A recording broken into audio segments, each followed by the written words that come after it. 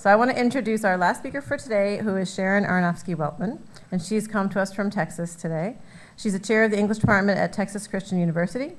She's the author of Ruskin's Mythic Queen, Gender Subversion in Victorian Culture, and also of Performing the Victorian, John Ruskin and Identity in Theater, Science and Education. Her talk for the Ruskin in America conference builds on her article, Thinking Ecologically with Ruskin and Dickens, in the forthcoming volume, Ruskin After 200, which I have read, and I encourage you all to read, which will show how a range of scholars continue to engage with Ruskin's work in their research. So welcome, Sharon, and I'll turn it over to you.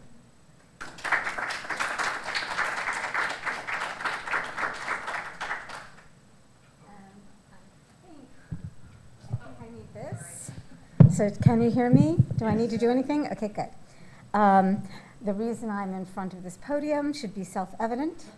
But if you have any doubts, have any of you ever read Little Dorrit? The novel?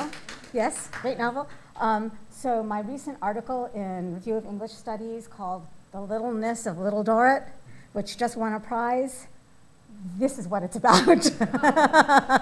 And it's not Littleness of Little Dorrit, the 800-page novel. It's The Littleness of Little Dorrit. Yeah, so, okay. So I hope this works. So first, let me thank the Ruskin Art Club for bringing me here for this terrific weekend of Ruskin in America. I want to thank Sarah Atwood in particular, who has done so much to make this happen. And a special shout out to the Ruskin Art Club president, Tyson Gaskell, for generously ferrying us to dinner last night, and for everything that you have done today as well. So when Sarah invited me to speak here today, she may have imagined that I would build on my previous work, especially my second book, Performing the Victorian, about Ruskin and performance, with a chapter on American theater focusing on Ruskin. One example is the, oopsie. Oh, have we gone out of order? We may have. Ah, there. Huh. One example is the 1995 biographical opera Modern Painters, mounted by the Santa Fe Opera in 1995.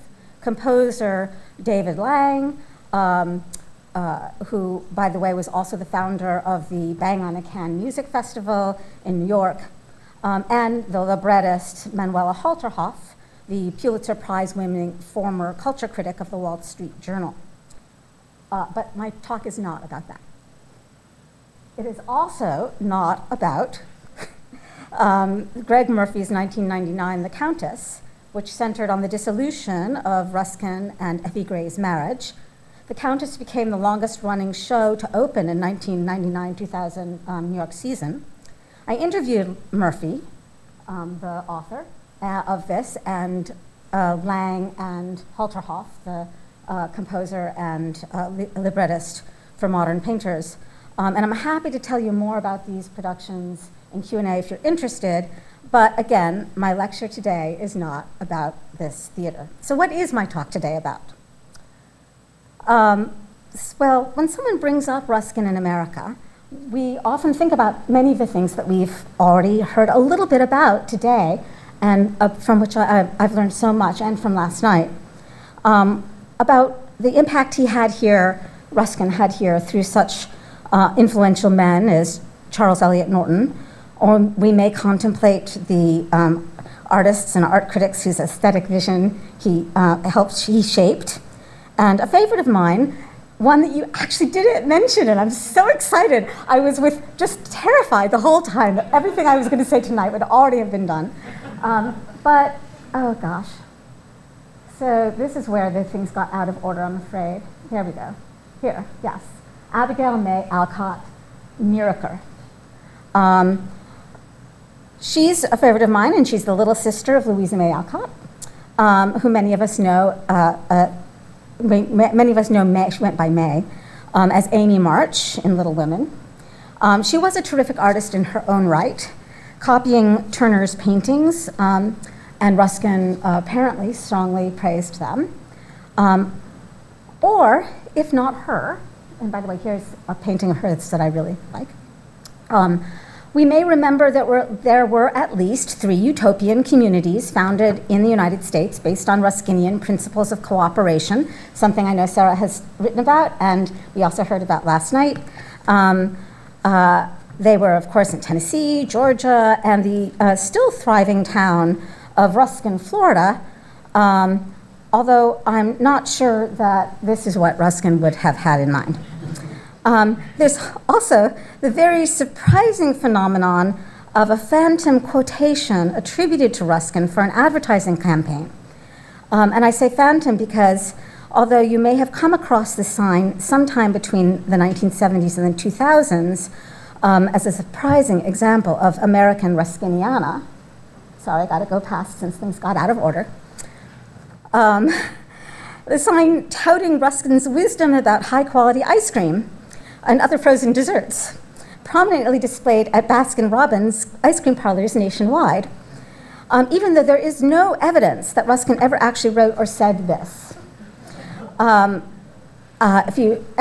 any of you ever knew Francis O'Gorman, he and I had a long conversation about trying to find this anywhere in the complete works or in any of the letters. It isn't there. But even this marvel, as tempting as ever there was, is not what my paper today is about. My talk today weaves together 4 main threads. One is the idea of communities of care, which Ruskin both advocates for in his writing and creates right here in Los Angeles in the form of the Ruskin Art Club, even manifesting itself right now in the Ruskin American Conference itself. Perhaps Ruskin's most obvious legacy in a community of care is the Guild of St. George. But in this paper, I focus on how, for him, women are the natural caretakers, not only of families, but crucially, of all humans and of the earth itself. His goal in much of his writing from the 1860s on is to prepare women for that task. Another thread of this talk is the notion of ecological thought, a 21st century term for the very Ruskinian idea of how everything is interconnected. And again, the whole living world of humans, animals, vegetation, air, and rock is our collective and individual responsibility. And he tasks women especially with guarding it.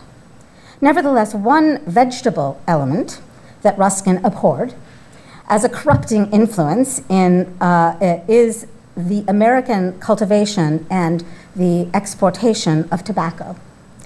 A third thread of this talk explores how it is emblematic of pollution of various kinds, health, gender, and the environment, even while tobacco also helped Ruskin's name become a household word, which I will discuss.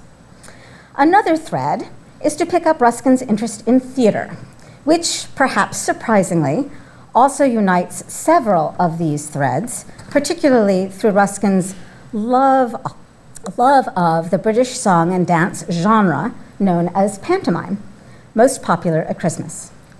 Now, that's a lot to bring together in one talk, and you will find that the talk comes to you in 2 halves, the first half about most of what I just discussed, and the second half on women as how to cultivate women to be the natural caretakers in communities of care for the environment.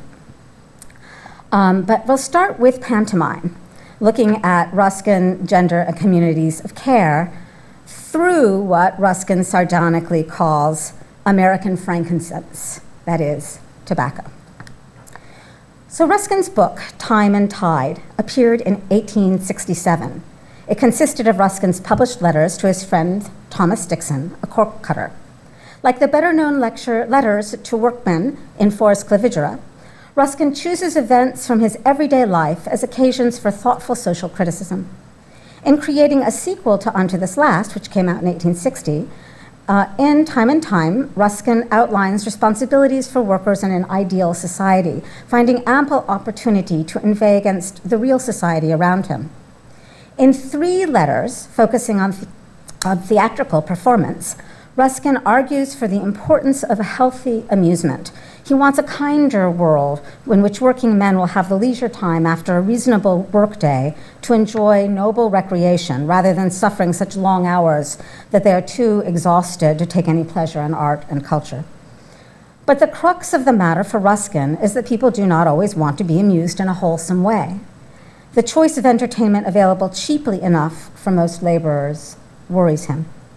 Although Time and Tide belongs to Ruskin's economic works, he wrote it smack in the middle of his most active period of writing on women, which, not coincidentally, was when he was most involved in his doomed courtship of Rose Latouche. In 1865, he brought out of Queen's Gardens, which of course is one of the lectures in Sesame and Lilies. There are only 3 lectures in Sesame and Lilies. So Queen's Gardens was one of those. And I wonder if it was of Queen's Gardens particularly that Eleanor Roosevelt wanted Franklin to read. So he brought out of Queen's Gardens in 1865, and it is his famous essay enlarging women's domestic role and demanding that women guide men toward better behavior. This essay is often seen as the quintessential statement of the separate spheres of women, but what people don't often realize is that it was a feminist document used by Victorian feminists because it enlarged the scope of activity within the domestic sphere so vastly that women's rule ends up by the end of the essay being not just their little home domestic garden, but the whole point is to enlarge it to the whole Garden of England, the whole garden of the world.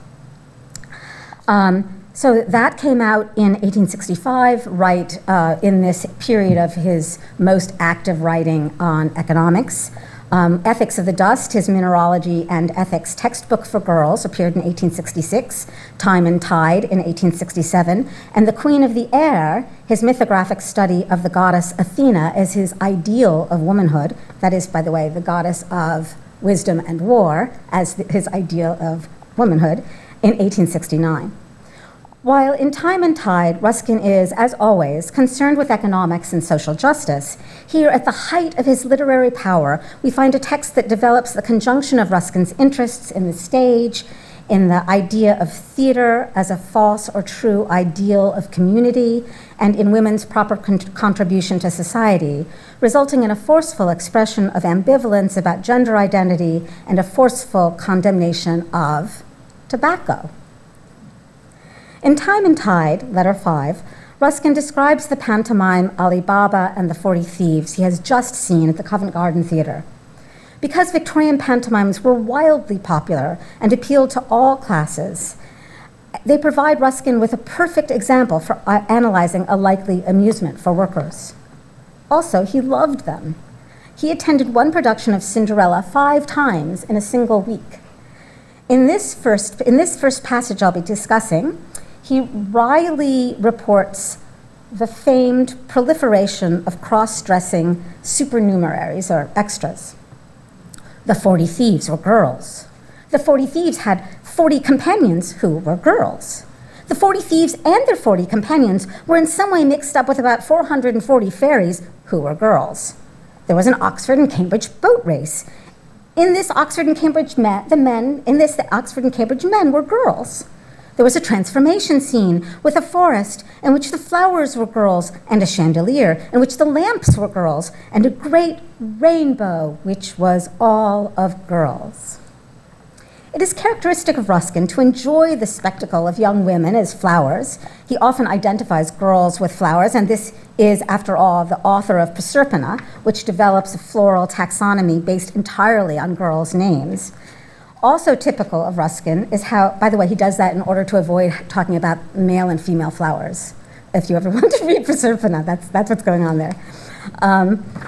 As also typical of Ruskin is how clearly he revels in the whimsy of a show that casts a girlish multitude as fairies and lamps and colors of rainbow. And it's important to understand that Ruskin enjoys whimsy as well as being a serious philosopher. He enjoys humor as well as being a serious art and architecture critic and social critic. More surprisingly for Ruskin, whose strong ideas about appropriately separate spheres for men and women make up the essay of Queen's Gardens, he even appears to relish describing the gender-bending, cross-dressing performance of actresses as Ali Baba's thieves and as college men, which was in fact conventional in Victorian pantomime. Oh, sorry, there should be an image here. Yes, here we have that. I don't know how these got so mixed up. It comes of revising your PowerPoint on the plane. He registers, so here you see how conventional it is. He registers neither surprise nor concern at the Orientalism inherent in portraying Ali Baba and his men as feminine. You see that above in a different play. And that is, of course, also typical of Victorian culture. But there is one part of the show that Ruskin adjoins unabashedly, without irony. He admires the little girl playing Ali Baba's daughter, 8 or 9 years old, who dances gracefully with a pantomime donkey made up of 2 fellow actors, like the pantomime horse in Monty Python. Let me go back to the, yeah.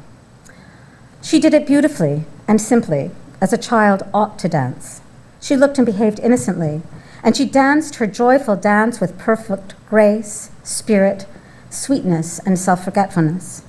And through all the vast theater, full of English fathers and mothers and children, there was not one hand lifted to give her sign of praise but mine.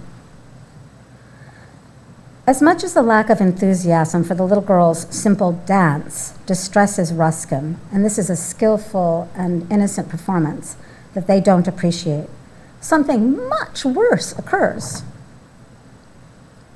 Presently, after this, came on the 40 thieves, who, as I told you, were girls.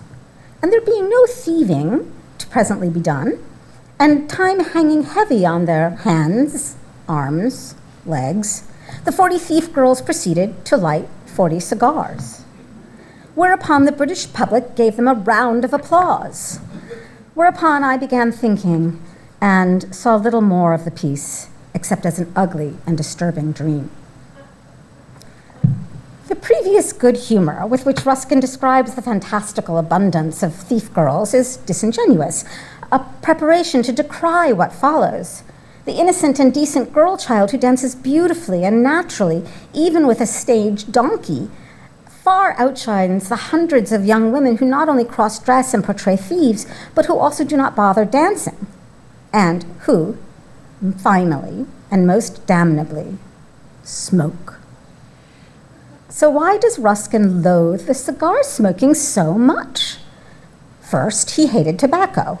He considered it a terrible evil, corrupting the health and morals of the young men of Europe.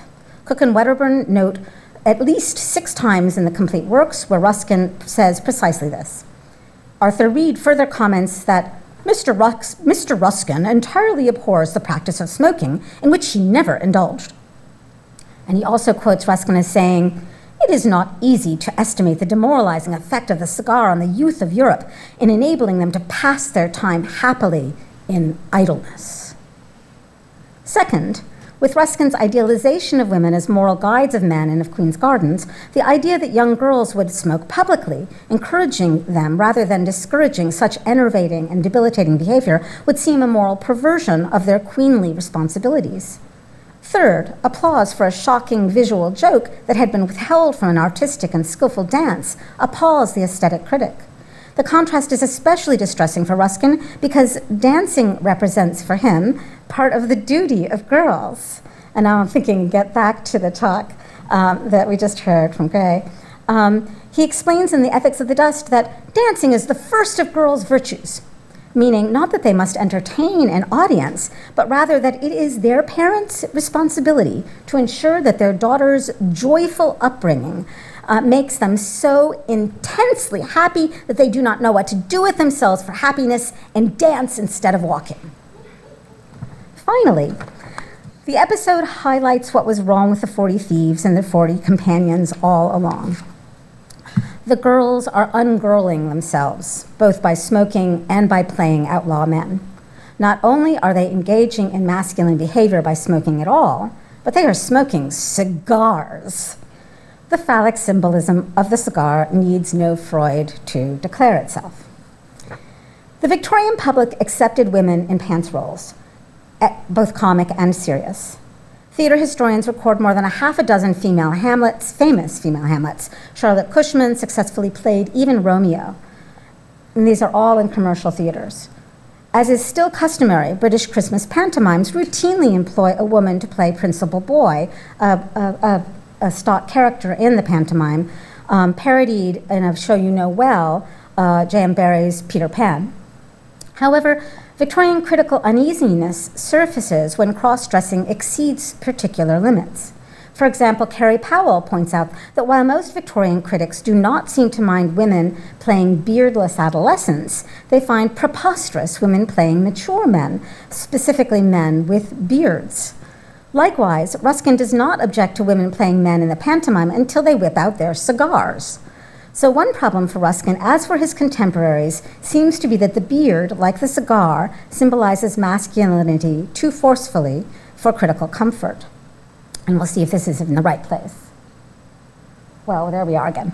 A conventionally feminine pantomime boy poses less of a sexual threat, especially since tights show off the famous, their shapely legs, their shapely female legs, often specifically admired by Victorian theater critics.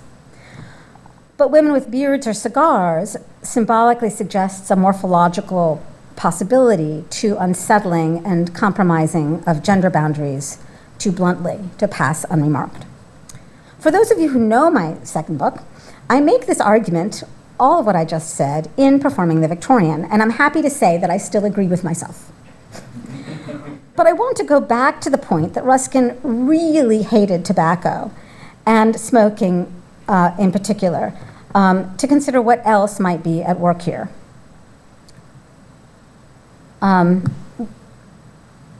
There was originally a passage in Ruskin's memoir, Praeterita, that he canceled, in which he explains why he didn't want his friend and mentor, Thomas Carlyle, to visit Brentwood, Ruskin's beautiful home.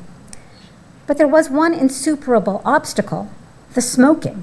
For his sake, I would have borne the forms of American frankincense obtained by the combination of tobacco with lilac blossoms or laburnum, but I could not stand the spitting. The entire service of the gardens, to me, depended on the perfect cleanliness of the ground, so that I could always lie down on either the gravel walks or the lawns or the dry flower beds with no more harm than some dust on my coat. Ruskin's point here is not about gender bending, nor the general health of young men, which he cared about enough to express repeatedly, but about pollution. He would put up with the air pollution caused by the American herb for his friend's sake, if it were not for his fouling not only the air, but sullying the earth. How serious an issue is smoking for air pollution and water pollution? In preparation for this talk, I did a little research. In May 2022, the World Health Organization released a report on the disastrous global impact of the tobacco industry on human health and the environment, not only through the long-established damage to human health directly through smoking or chewing, but also, crucially, through every stage in the production process: growth, manufacture, distribution, consumption, and disposal of tobacco products. The study cites directly tobacco's effect on global warming, saying that it releases 80 million tons of carbon dioxide into the environment every year, the equivalent of driving 17 million gas-powered cars each year. In addition to the air and the surface pollutants such as smoke, nicotine, and other harmful chemicals, and water pollutants such as cigarette butts and other tobacco waste, poisoning the rivers, oceans, marine life, contaminating beaches and waterways, and fouling our urban living spaces. That's all directly from the World Health Organization's report. Ruskin could not have known this would be the case in the 21st century, but it adds a poignancy to the great irony that, given Ruskin's antipathy towards smoking, his name and writing were for nearly 100 years appropriated to market tobacco. Cope's Tobacco Plant was a British company manufacturing and selling tobacco. Ingeniously, they published short anthologies of famous authors in a series entitled Cope's Smokeroom Booklets. This marketing ploy worked by suggesting that the smoker was an intelligent and well-read man who would want to read edifying literature while puffing away. Here you see the collection of Ruskin's work, depicting him comfortably seated in front of Brantwood. He is not smoking a pipe, but his posture suggests the kind of relaxation and contemplation a smoke would connote. Copes created an ecology of learning via smoke room reading, part of a transatlantic economy spreading both wealth and what Ruskin famously called ilth. Very different is the booklet cover, depicting a Ruskin fighting mounted on a Pegasus, a kind of flying St. George, stabbing a man grabbing a copy of The Wealth of Nations. It's a caricature of John Bright, a somewhat racialized figure in this image, who, although Bright was friendly with Ruskin, advocated free trade and other elements of a kind of political economy that Ruskin hated. And here we have another image from Cope's tobacco. It's called The Peerless Pilgrimage to St. Nicotine, based on a pilgrimage to Canterbury, showing Ruskin here on a white horse trampling the same man, pictured with many other authors and contemporary figures such as Carlyle and Tennyson. It's no wonder that in 1893, Ruskin's family and friends helped him out by suing Copes to end the use of his work and his celebrity image to promote Copes. But what was going on in America? From 1878 to the 1960s, the Ruskin cigar, biggest and best, was manufactured by the Lewis Cigar Company in New Jersey. Of course, this would have been an anathema to Ruskin, but curiously, when I first told my soon-to-be father-in-law many, many decades ago that my dissertation was about the great Victorian author and polymath John Ruskin, he knew who he was because he had smoked the Ruskin cigar. It was, his only point of reference was this cheap cigar. There is no doubt that tobacco spread the name of Ruskin countrywide. His image and his cigar box went through several transformations. Here we have a cigar box sporting a Cubist Art Deco Ruskin. And here is a pretty pink and Ruskin on a later cigar box that revived the earlier image, along with some matchbooks.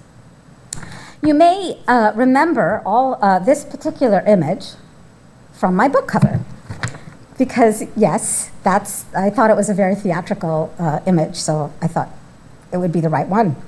Surely the most astonishing image in American Ruskiniana or Ruskinian Americana is this. Even cowboys love Ruskin. No longer just trading on the name of a British sage and famous author, here we see how a cowboy racing down a western main street practically performs a rodeo trick on horseback, not to stab an icon of the dismal science, but to scoop up a precious box of Ruskin cigars, much to the amazement of the townsfolk. But the Ruskin cigar's popularity dwindled over time, and now there are only a few lingering traces, like this faded mega sign on the brick facade in Wichita Falls, Texas. The second half of my talk will focus not on any of the things I've already said, but on Ruskin's communities of care and how Ruskin anticipates this concept, and applies it not only to people, but the whole earth. I argue that Ruskin helps us to remember that gender matters, even when we talk about environmental degradation and its mitigation, and the current great work on ecology and Victorian studies should factor gender into the equation. This portion of the talk is forthcoming in a few months from Palgrave in the volume that you've already heard mentioned, Ruskin After 200, edited by Sarah Maurer, Judith Stoddart, Deanna Kreisel, and Amy Woodson Bolton. So this has not yet been published, but you'll be able to read it soon.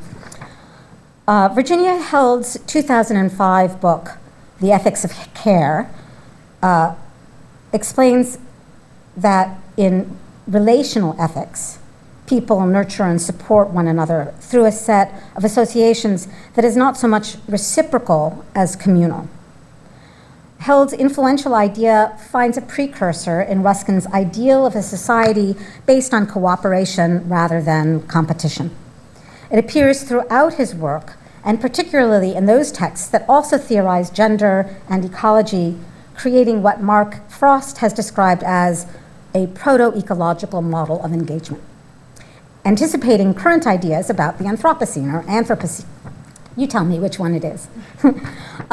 Most readers know Ruskin's polemic best from his writing on political economy, again from the 1860s, such as Onto This Last, Munera Pulveris, or Time and Tide, which we have seen also considers women, or at least chorus girls, but it also appears crucially in his work that deal most directly with the woman question, which likewise, as I mentioned, were written during the 1860s, particularly of Queen's Gardens,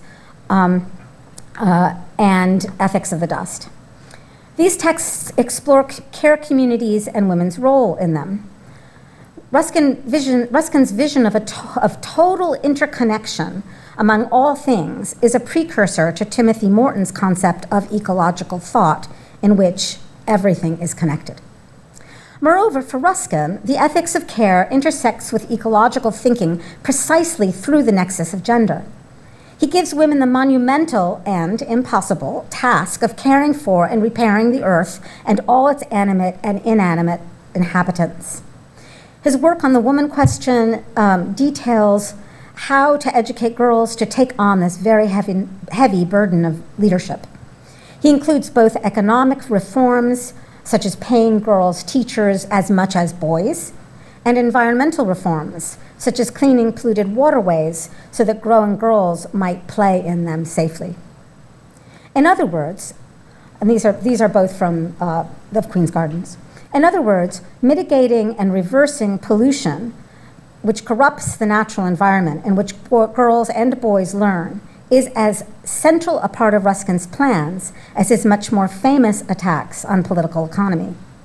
While important eco-critics such as Mark Frost have argued that Ruskin's direct environmental interventions began in the 1870s, I show that Ruskin's Queen's Gardens and Ethics of the Dust, both in the 1860s, are overlooked in environmental interventions because they are seen as specifically addressing women's education. But for Ruskin, repairing the environmental degradation and reforming women's education are not just interconnected, but interdependent. Sequestering Ruskin's writing from women from his ecological work blinds us to the totality of his ecological thought. In other words, the critical focus on gender and class in these texts about women's education has obscured Ruskin's extensive intersectional thinking about gender, ecology, and ethics of care in these texts and those more often read for his observations on pollution. Ruskin often brings together wildly divergent topics in a single essay. This syncretic profligacy can help us to understand the intersections of environmental work with Victorian confrontations with race, class, and gender, which, as Morton reminds us, ecological thought requires. Ruskin's writing on women's social roles ties girls' education directly to ecological thought and action far beyond rebuilding a healthy environment for their learning and play. He continues connecting ecological thought to women throughout the 1880s in the other textbooks that I was mentioning. For example, not only Proserpina, which I mentioned, but Love's Manie, Deucalion as well, and Deucalion as well. Though rarely noted as dealing with gender, The Storm Cloud of the 19th Century, Ruskin's most widely read and cited work on the choking atmospheric pollution blowing across England that Alan McDuffie describes as a powerful narrative of anthropogenic global ecocide, is in which he talks about, it's a Jeremiah, in which he talks about the wind filled with coke smoke that is made of dead men's souls. This fundamental text also charges women with the job of fixing things, since the whole document is charging the young maids of London to do this task. It's addressed to the young maids of London.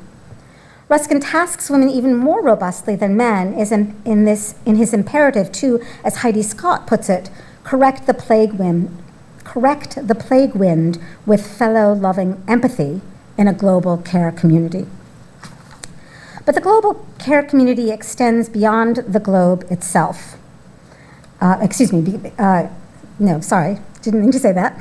Can't extend beyond the globe, extends to the globe, but beyond humans, beyond the animate. For Ruskin, the animate and inanimate merge, and unless we fix the damage we've inflicted on the earth, wind and water will fail to cure or correct. His point, yes, is to critique political economy and to promote wealth over ilth, but the aim of his critique is to redirect his readers to value life over death, wealth over ilth, to recognize the interconnectedness of people and to everything else, including the natural world with which we are one. Now, he urges an acknowledgement that humans affect the earth, which we bear responsibility to revive. And I use the word revive because for Ruskin, the earth lives. For him, women's necessary involvement undergirds a universal network of identity where girls are crystals, rocks, and crystals and rocks are both living, as he describes them.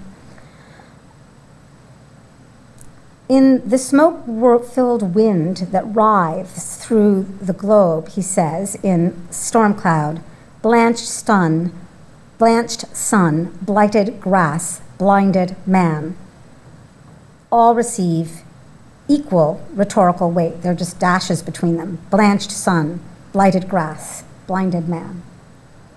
Over and over, Ruskin figures not only the animal and vegetable, but also the mineral as alive.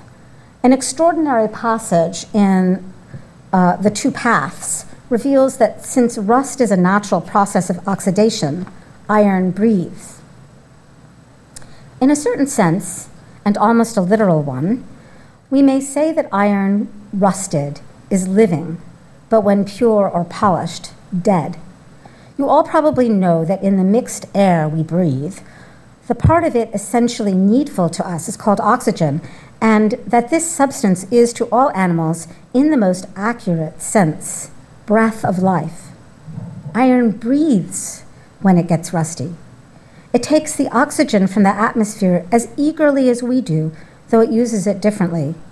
The iron keeps all that it gets.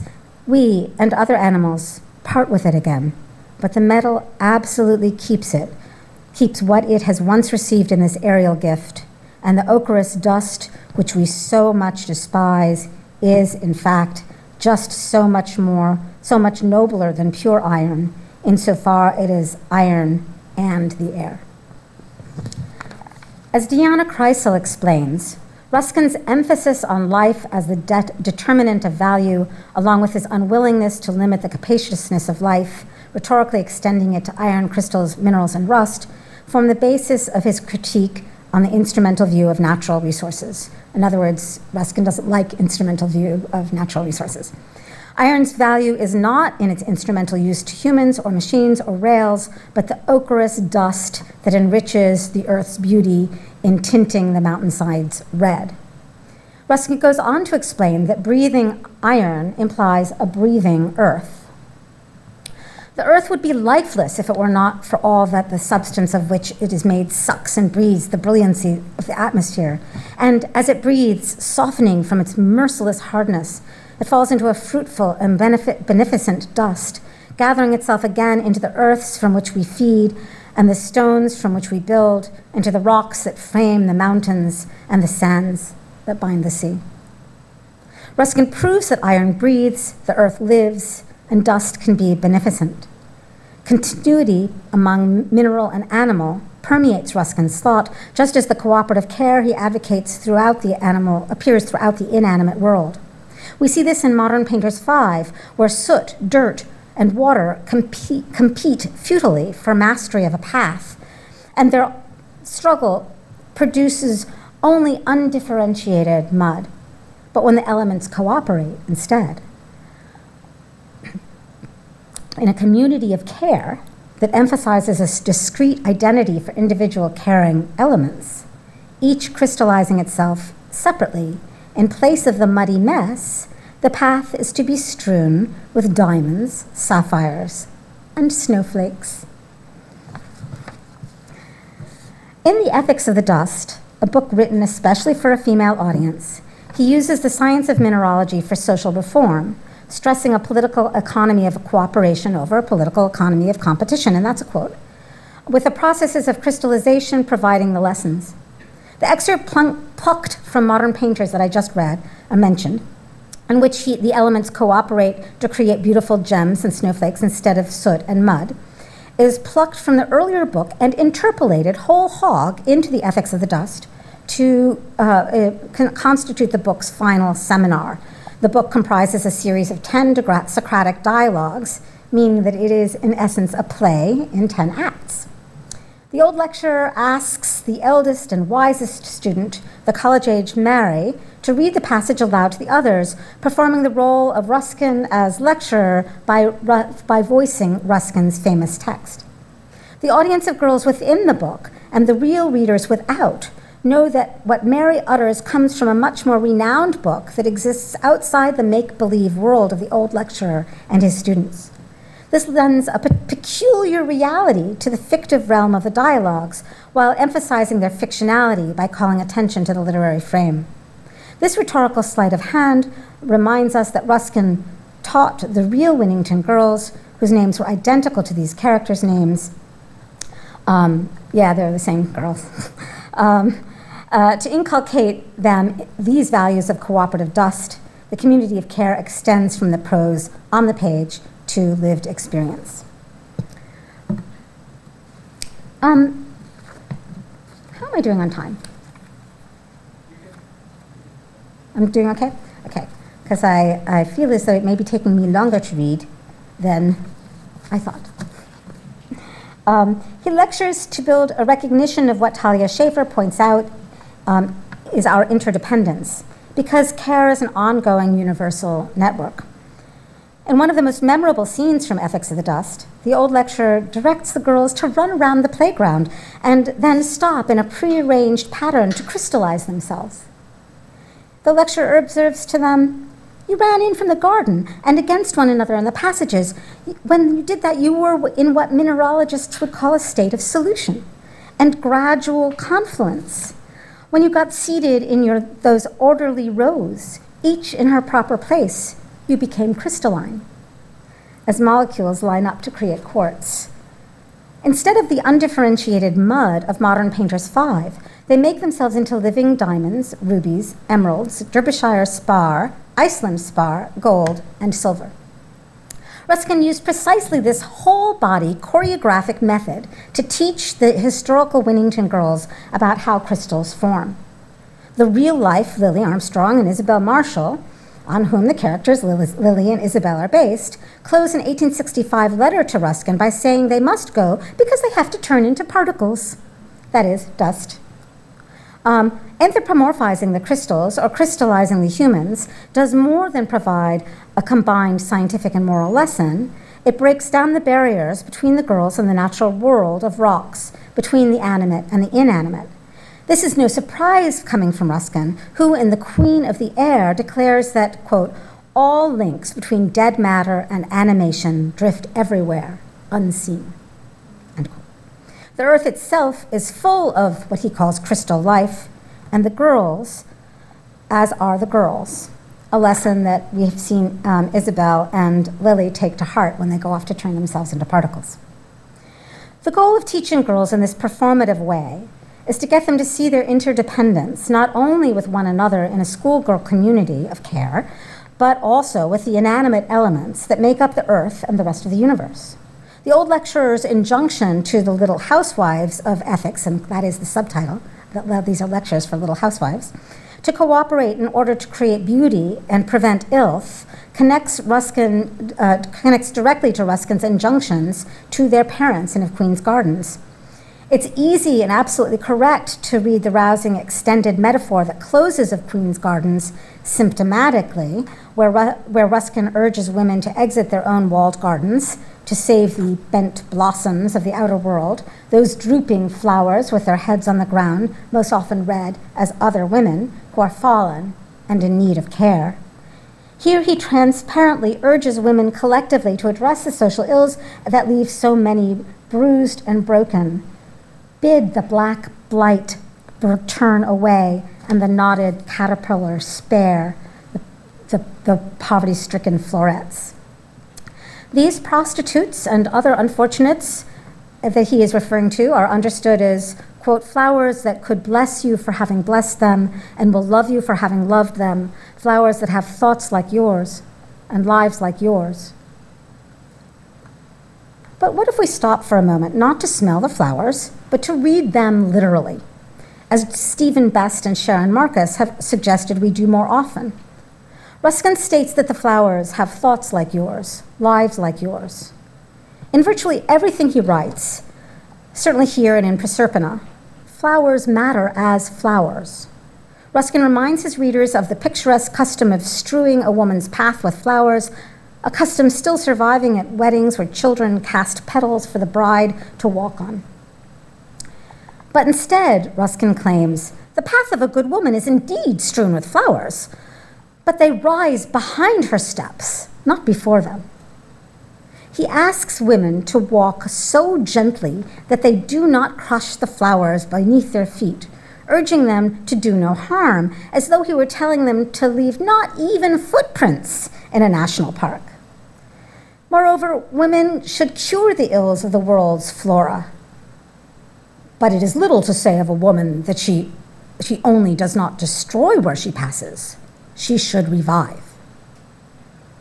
In Proserpina, Ruskin blasts both Darwinian thought and the notion of use value, not only as a philosophy of competition instead of cooperation, but also for the notion within natural selection that the purpose of the flower is to produce the seed and not the other way around. The flower exists for its own sake, not for the fruit's sake. You are fond of cherries, perhaps, and think that the use of a cherry blossom is to produce cherries. Not at all. The flower is the end of the seed, not the seed of the flower. A flower is to the vegetable substance what a crystal is to the mineral. A ruby is not made bright to scatter round it child rubies, nor a flower, but in collateral and added honor to give birth to other flowers. Even though by this point, Darwin had already convinced Ruskin of the high likelihood of evolution through natural selection, something most people don't pay attention to, but he says it in Queen of the Air.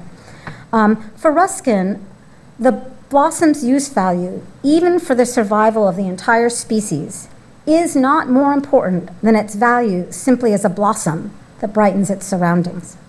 The earth's flowers and its minerals matter as much to its water and air and people. Matter as much as its water and air and people. He subscribes to a philosophy of a flower for flower. Sorry, I ruined my joke line. Sorry, let's do that again. He subscribes to a philosophy of flowers for flowers' sake. His radical position that women's primary social role, like the flowers and crystals with whom they are repeatedly identified, is not to make babies, although that is an added honor, but to protect, revive, and brighten the entire earth. A comparison to the work of Charles Dickens is instructive here. When read against Ruskin's expansive vision of the vast care community interweaving flowers, minerals, and women into one beneficent whole, Dickens's vision of ecological care emerges as more domestic than broadly ecological. In Our Mutual Friend, women rescue the people in their own lives, particularly the men. Lizzie Hexam saves the brutally bludgeoned and drowning Eugene Rayburn. By the way, he smokes constantly, always smoking cigars in that novel, Rayburn. But Lizzie Hexam saves the brutally bludgeoned and drowning Eugene Rayburn and nurses him back to life, while Bella's love allows the man living under the alias John Rokesmith to be resurrected as young Harmon, who never died after all. Both examples of what Hensley calls, in a different context, Dickens's heteronormative economy of redemption.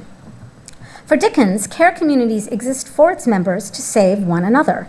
Caring women recuperate men, and kindly men fix socioeconomic woes, but the environmental problems exposed in Our Mutual Friend of dead bodies floating in the Thames serves not so much as a call to repair a polluting and inhumane system, but mainly as evocative symbols for degraded relations among people.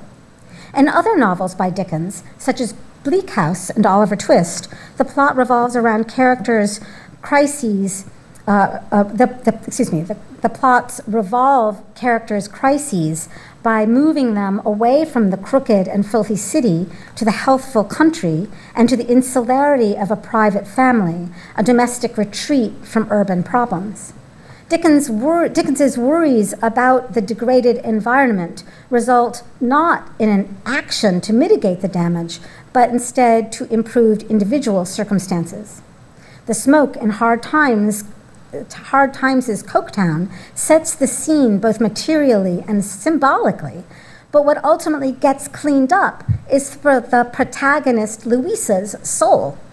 The black snowflakes falling on London at the beginning of Bleak House, again, serve to warn us of the corruption of the Court of Chancery, but the happy ending for Esther Summerson does nothing to cure the coal dust polluted precipitation that London's literal black snowflakes demonstrate. In contrast, for Ruskin, saving an individual life, or even all human life, isn't enough. Dickens helps us to see the broader scope of Ruskin's imagined ecological communities of care. For Ruskin, the ethics of care, bound up in gender, as it is for Dickens, extends beyond the domicile to the physical environment.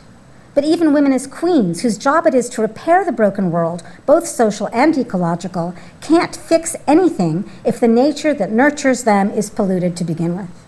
Addressing his audience of Manchester mothers, especially mothers and fathers in Of Queen's Gardens, Ruskin urges environmental remediation of waterways for girls to have a safe place to learn and play, a God-given use factor, but also to revere as rivers and lakes. And do not think your daughters can be trained to the truth of their own human beauty, while the pleasant places, which God made at once for their schoolroom and their playground, lie desolate and defiled. You cannot baptize them rightly in those inch-deep fonts of yours, unless you baptize them also in the sweet waters which the great lawgiver strikes forth forever from the rocks of your native land, waters which a pagan would have worshipped in their purity, and you worship only with pollution. This is not, or not only, symbolic, spiritual, or metaphorical pollution, but literal water pollution that destroys and desolates the physical world. Working collaboratively, women who know that they are already dust, can work to save the earth because the earth is us. In the ethics of the dust, girls learn to identify with the very stones, seeing themselves as molecules that draw together out of the undifferentiated mud into rolls constituting a crystal.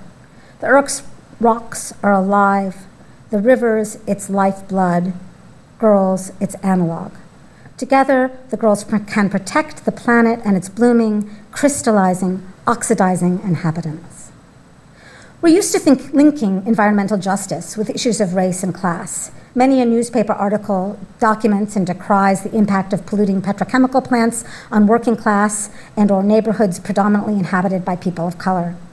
Despite a whole area of philosophy called ecofeminism, we are less likely to hear metacritically about how these are also gender issues, about how women in areas vulnerable to extreme weather events such as drought, flood, and water insecurity are more likely than men to suffer the worst outcomes of climate change. As a field, Victorian studies has done well in examining the intersexualities of race, class, and gender and sexuality that has long produced, and the field of Victorian studies has long produced eco-criticism that considers race and class. Yet, as a field, Victorian studies has tended not to foreground gender in relation to ecology, and this is true of much of the excellent work on Ruskin's environmental focus. Demonstrating connections between the Anthropocene and economics while leaving out gender risks re-implementing old inequalities, if only by not continuing to see how they relate to environmental issues. Schaefer's work on care communities helps us do that, when she moves towards an ethics of ecological sustenance. Yet Ruskin, last page, Ruskin, perhaps surprisingly to those who know his green credentials but are unfamiliar with his sustained and fully integrated interest in interrogating gender roles and improving women's education, provides an avenue to help us merge ecological thought with attention to gender. For him, the notion that women would take the lead in environmental activism was obvious. In Love's Manie, Ruskin posits an identity between observer and observed, between the female scientist and the nature she examines, prefiguring the 20th century concepts of feminist science, like those expressed by the Nobel Prize-winning geneticist Barbara McClintock, who describes becoming one with what she studied. The ultimate descriptive task for both artists and scientists is to ensoul what one sees, to attribute to it the life one shares with it, to learn by identification.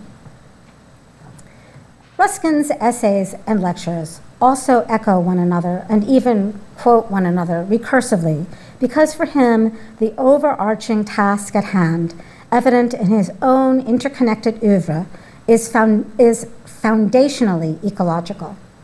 In 2006, The Guardian named Ruskin number 30 in its top 100 green campaigners of all time, and he is widely recognized for the importance of his thought on environmentalism. But rarely does this acknowledge how Ruskin attends to gender as part of his attention to the environmental crisis he documents and deplores, and to which he develops a material response. Indeed, gender is often left out of discussions on the Victorian segment of the Anthropocene as irrelevant. We risk losing ground in the great strides Victorian studies spearheaded in gender investigations if in the rush to rectify our ignorance about climate change, we forget intersectional imperatives. Ruskin reminds us that including women is central not only to finding solutions to social, economic, and ecological puzzles, but also to creating a community of care that crosses all boundaries of animal, vegetable, and mineral, except for tobacco.